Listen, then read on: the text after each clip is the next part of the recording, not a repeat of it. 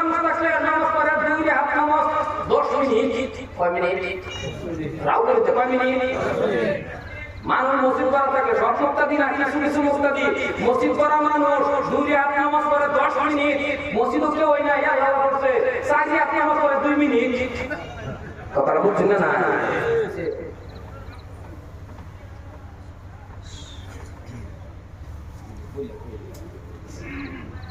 যাই হোক সম্মানিত ভাইরা কথা বলতে শুনছি আর তারা 2 মিনিট নেই না অসুবিধা হইতেছে না কেন কেন খুব পারে পারে না কথা শুনছে ঠিক কি বলে ঠিক না মসজিদের মধ্যে কথাটা কোয়ার উদ্দেশ্য দিলে এটাই মুক্তাদি এরকম মুক্তাদি ওই ইমামের জাকর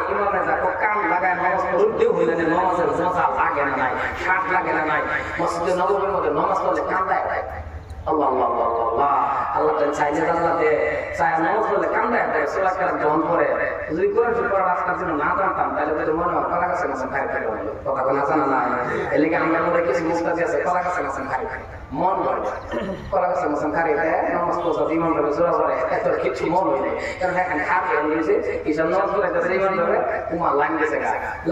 তারপর যেটা মনে হই যাবে আর ওই দিব সুজা দিব বাবা কথা না কথা কোন পালা না লাইন গেছে আঙ্গা হয়ে গেছে নামাজ পড়ো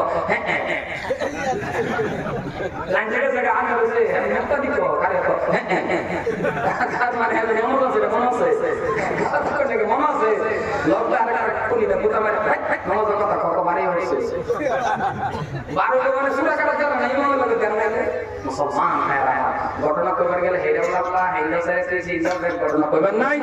কিন্তু আমরা আজকে এমন একটা জলসা করে বসে আছি আমরা পবিত্র কালাম আল্লাহ শরীফের তেলাওয়াত করব হাসা সালাম রাব্বি